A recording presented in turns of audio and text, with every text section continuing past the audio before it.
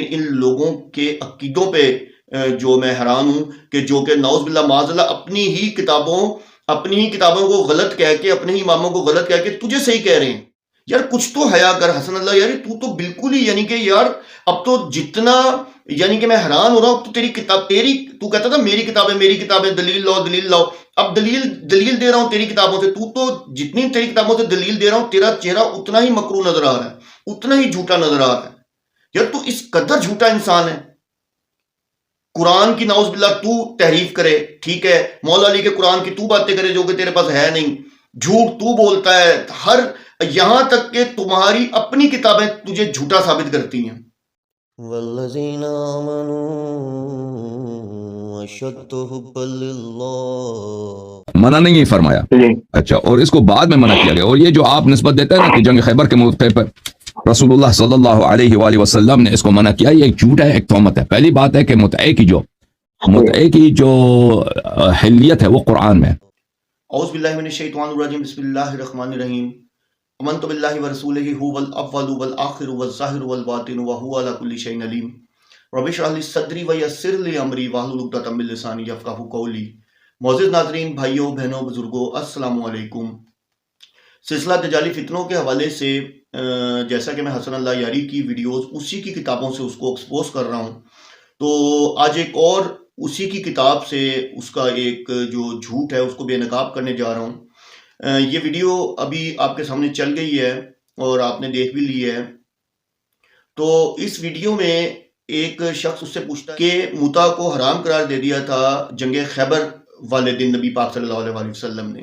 تو اس پہ یہ کہتا ہے کہ یہ ہرگز جھوٹ ہے، کوئی مطلب حلال کوئی حرام قرار نہیں دیا تھا. اب آپ یہ دیکھیں کہ یہ بات وہ صحیح مسلم کی اس کو وہ یعنی کہ روایت دی ہے اور اس کو وہ کہہ رہا ہے کہ یہ جھوٹ ہے، یعنی کہ صحیح مسلم صحیح بخاری کو یہ جھوٹ مانتا ہے، لازمی سی بات ہے. تو صحیح مسلم میں 4 روایتیں جو کہ جہاں سے یہ روایت کی بات کرتا ہے، اس نے کوئی ریفرنس تو نہیں دیا، تو جہاں سے روایت کی بات کرتا ہے وہ چاروں روایتیں حضرت علی رضی اللہ تعالیٰ عنہ سے ہیں. لیکن لازمی سی بات ہے وہ بتانا بے سود ہے. اس کی ریزن یہ ہے کہ وہ جب یہ اس کو مان ہی نہیں رہا تو اس کو بتانا جو ہے وہ مطلب کہ میرا نہیں خیال کہ اس سے کوئی فرق پڑتا ہے. لیکن فرق اس چیز سے ضرور پڑتا ہے کہ آپ کی بکس میں وہی چاروں روایتیں جو ہیں، آپ کی بکس جو ہیں وہی چاروں روایتیں جو ہیں جو کہ ہیں بھی حضرت علی رضی اللہ تعالیٰ عنہ سے، وہی چاروں روایتیں جو ہیں وہ آپ کی بکس میں بھی موجود ہیں. اور آپ جو ہے عوام کو بیوقوف بنا رہے ہیں، اور آپ نے ایسی کہہ دیا کہ جی جھوٹ ہے یعنی کہ جھوٹی ہے، کوئی ایسی وہ نہیں ہے، متع کو کوئی حرام قرار نہیں دیا گیا تھا. تو آپ یہ دیکھیں کہ بھائی تم یہ کہہ دو اس کی سند ضعیف ہے، اس کا فلاں ضعیف ہے، جو بھی ہے مطلب کچھ بھی آپ عذر کہہ دو، لیکن آپ نے تو اسٹریٹ اوے کہہ دیا کہ متع جو ہے وہ حرام نہیں کیا گیا تھا. ٹھیک ہے، تو آج میں اسی کی بک سے آپ کو ریفرنس میں دکھاتا ہوں کہ جو کہ ڈائریکٹ حضرت علی رضی اللہ تعالیٰ عنہ سے روایت ہے. ٹھیک ہے نا، اور اسی کی بک سے ہے، آپ لوگوں کی بک سے ہے. اور حسن اللہ یاری کا تو اسپیشل کہنا یہ ہے، ویسے لعنت ہے اس کی شکل کے اوپر، لیکن اس نے یہ الفاظ بولے ہیں کہ جی جو ہمارے ائمہ کرام ہیں اور ہمارے جو امام ہیں ان کی جو بات ہے وہ وحی کے برابر ہے، نعوذ باللہ معاذ اللہ، یعنی کہ قرآن کے برابر ہے، یعنی کہ وہ یہ اہمیت رکھتی ہے. تو جب اہمیت رکھتی ہے تو پھر مانتے کیوں نہیں ہو؟ تمہاری ہی کتاب ہے، تمہاری کتابیں بولتی ہیں، اور تم کہتے ہو یہ کتابیں ہماری معتبر کتابیں ہیں. اب آپ دیکھیے ریفرنس دینے لگا ہوں میں، یہ آپ کے سامنے اسکرین پہ آ جائے گی. کتاب الاستبصار، یہ ان کی بڑی معتبر کتاب ہے، جس کا یعنی کہ یہ کہتا ہے حسن اللہ یاری یہ ان کی سب سے معتبر کتاب ہے. یہ آپ کے اسکرین پہ آ رہا ہوگا، 393 نمبر پیج ہے. ٹھیک ہے، کتاب الاستبصار کا، اور باب نمبر ہے، یہ باب بھی آپ کے سامنے آ رہا ہوگا، ابواب المتع.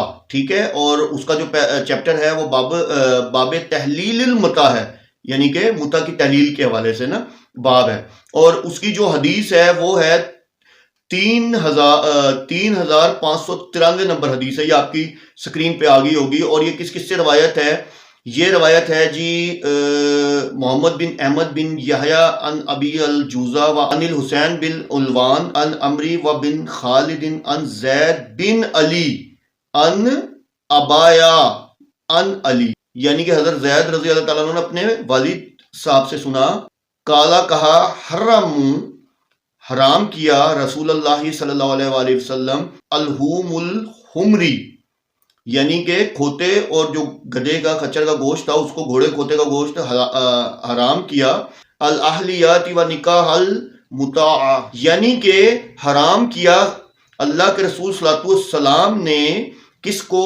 متع کو اور گدھے اور گھوڑے کے گوشت کو. یعنی کہ اللہ کے رسول صلی اللہ علیہ وسلم نے، حضرت علی روایت کر رہے ہیں کہ اللہ کے رسول صلی اللہ علیہ وسلم نے گدھے اور گھوڑے کے گوشت کو حرام کر دیا، یعنی کہ منع کر دیا، اور اس کے بعد متع کو بھی منع کر دیا. اب اگلی کتاب جو کہ وہ بھی انہی کی کتاب ہے، ٹھیک ہے، اس سے آپ کو ریفرنس دیتا ہوں.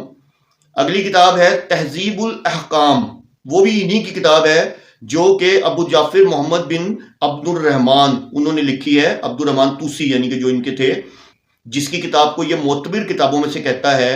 اس کی حدیث نمبر ہے 9293 اور سیم وہی روایات ہیں، ٹھیک ہے، سیم وہی روایت ہے. اور زید بن علی جو ان ابایا ان علی رضی اللہ تعالیٰ عنہ سے ہے، یہ آپ کی اسکرین پہ آ رہی ہوگی، دیکھیے گا. قالا حرم رسول اللہ یوم خیبر لحوم الحمری الاحلیاتی و نکاح المتاع، یعنی کہ حضرت علی رضی اللہ تعالیٰ عنہ سے روایت ہے کہ حضرت علی رضی اللہ تعالیٰ عنہ فرما رہے ہیں کہ جو خیبر والا دن تھا اس دن نبی پاک صلی اللہ علیہ وآلہ وسلم نے گھوڑے اور گدھے کے گوشت کو حرام کہا، ٹھیک ہے، اور جو متع تھا اس کو ختم کر دیا، یعنی کہ متع جو تھا متع کو منع کر دیا، متع کے لیے ختم کر دیا اور حرام کر دیا متع کو، یعنی کہ ختم کر دیا، ٹھیک ہے. اور یہ آپ کے سامنے ہی ہے اسکرین، جو یہ آپ کے سامنے اس کا ریفرنس بھی ایچ اینڈ ایوری تھنگ آپ کے سامنے ہے، ٹھیک ہے. حرام کر دیا متع کو بھی اور گدھے اور گھوڑے کے گوشت کو بھی. اب آپ دیکھیں کہ یہ انسان کتنا خبیث اور جھوٹا انسان ہے کہ یہ آپ دیکھیں پہلے تو یہ سیدھا سیدھا حضرت علی رضی اللہ تعالیٰ عنہ پہ بہتان لگا رہا ہے، ویسے یہ ان کی اتنی مطلب ان کی یالی مدد کے نعرے لگاتے ہیں. اور پھر دوسرے نمبر پہ یہ حضرت علی کے تھرو نبی پاک صلی اللہ علیہ وسلم کی شان میں گستاخی کر رہا ہے. یعنی کہ اگر حضرت علی رضی اللہ تعالیٰ عنہ نبی پاک صلی اللہ علیہ وسلم سے سنا ہے، ٹھیک ہے، یوم خیبر والے دن، تو اس کا مطلب ہے کہ حضرت علی نے جو ہے وہ نبی پاک صلی اللہ علیہ وسلم اور نبی پاک صلی اللہ علیہ وسلم نے نعوذ باللہ غلط کہا ہے. اب تو تمہاری بک کہہ رہی ہے، تم نہیں مانتے مسلم کو، میں مسلم کی تو بات ہی نہیں کر رہا، تمہاری بک کے اندر وہی ریفرنسز ہیں، وہی روایت کرنے والے ہیں. یار کچھ تو حیا کر حسن اللہ، یار تو بالکل ہی، یعنی کہ یار اب تو جتنا، یعنی کہ میں حیران ہو رہا ہوں. تو تیری کتاب، تو کہتا تھا میری کتابیں دلیل لاؤ، اب دلیل دے رہا ہوں تیری کتابوں سے. تو جتنی تیری کتابوں سے دلیل دے رہا ہوں، تیرا چہرہ اتنا ہی مکروہ نظر آ رہا ہے، اتنا ہی جھوٹا نظر آ رہا ہے. یار تو اس قدر جھوٹا انسان ہے. قرآن کی نعوذ باللہ تو تحریف کرے، ٹھیک ہے، مولا علی کے قرآن کی تو باتیں کرے جو کہ تیرے پاس ہے نہیں، جھوٹ تو بولتا ہے، یہاں تک کہ تمہاری اپنی کتابیں تجھے جھوٹا ثابت کرتی ہیں. لعنت ہے، ویسے ڈوب کے مر جا. بدلتے نہیں ہیں، خود کو بدل دیتے ہیں فرمانوں کو، اور تمہاری کتابیں کہہ رہی ہیں، میں نہیں کہہ رہا.